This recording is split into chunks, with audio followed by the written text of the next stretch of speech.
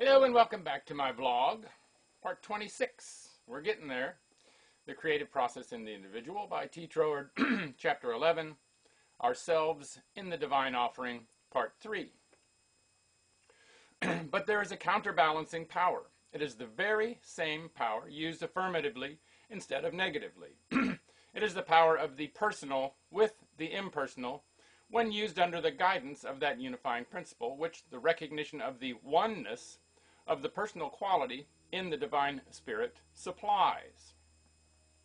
Those who are using the creative power of thought only from the standpoint of individual personality have obviously less power than those who are using it from the standpoint of the personality inherent in the living spirit, which is the source and fountain of all energy and substance. And therefore, in the end, the victory must remain with these latter. And because the power by which they conquer is that of the unifying personality itself, their victory must result in the establishment of peace and happiness throughout the world, and is not a power of domination, but of helpfulness and enlightenment. The choice is between these two mottos, each for himself and devil take the hindmost, or God for us all. In proportion, therefore, as we realize the immense forces dormant in the impersonal soul of nature, only awaiting the introduction of the personal factor to wake them up into activity and direct them to specific purposes, the wider we shall find the scope of the powers within the reach of man. And the more clearly we perceive the impersonalness of the very principle of personality itself, the clearer our own proper position as affording the differentiating medium between these two infinitudes will become to us. The impersonalness, it's a tough word to get out, of the principle of personality looks like a contradiction in terms, but it is not. I combine these two seemingly contradictory terms as the best way to convey to the reader the idea of the essential quality of personality, not yet differentiated into individual centers of consciousness for the doing of particular work. Looked at in this way, the infinite of personality must have unity of purpose for its foundation, for otherwise it would consist of conflicting personalities, in which case we have not yet reached the one all-originating cause. Or to put it another way, an infinite personality divided against itself would be an infinite insanity, a creator of a cosmic bedlam which, as a scientific fact, would be impossible of existence. Therefore, the conception of an infinite of personality necessarily implies a perpetual unity of purpose. And for the same reason, this purpose can only be the fuller and fuller expression of an infinite unity of consciousness. And unity of consciousness necessarily implies the entire absence of all that would impair it, and therefore its expression can only be as universal harmony. If then the individual realizes this true nature of the source from which his own consciousness of personality is derived, his ideas and work will be based upon this foundation, with the result that as between ourselves, peace and good will towards men must accompany this mode of thought, and as between us and the strictly impersonal soul of nature, our increasing knowledge in that direction would mean increasing power for carrying out our principle of peace and goodwill.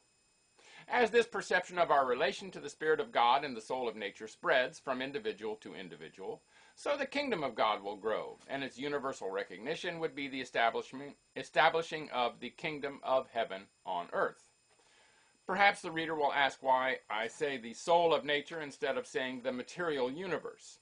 The reason is that in using our creative power of thought, we do not operate directly upon material elements. To do that is the work of construction from without, and not of creation from within. The whole tendency of modern physical science is to reduce all matter in the final analysis to energy working in a primary ether. Whence this energy and this ether proceed is not the subject of physical analysis. That is a question which cannot be answered by means of the vacuum tube or the spectroscope. Physical science is doing its legitimate work in pushing further and further back the unanalyzable residuum of nature. But, however far back, an ultimate unanalyzable residuum there must always be, and when physical science brings us to this point, it hands us over to the guidance of psychological investigation, just as in the Divina Commedia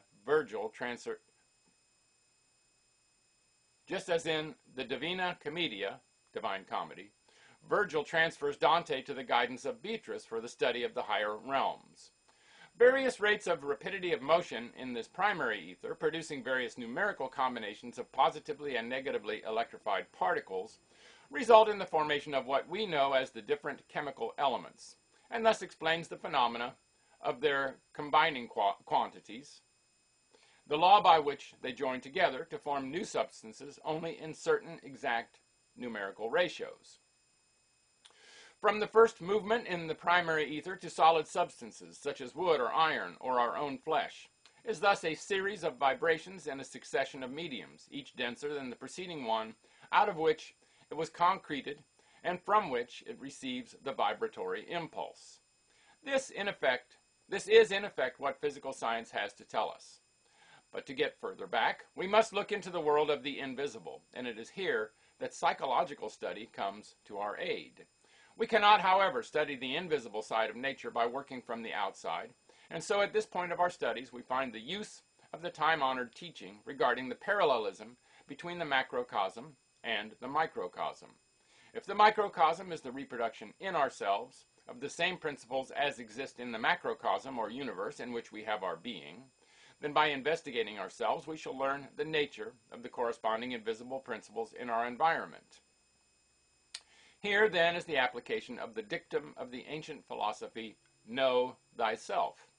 It means that the only place where we can study the principle of the invisible side of nature is in ourselves, and when we know them there, we can transfer them to the larger world around us. It's the end of part 26. I sure did stumble some in there, but, like I say, that's a hard read. And I was reading it fresh. I am not reading ahead, so maybe I should, but I'm not. I have a limited amount of time, as we all do. And I shouldn't say that, because then I speak that into existence, right? I have all the time I need. Make it a great day, and bye for now.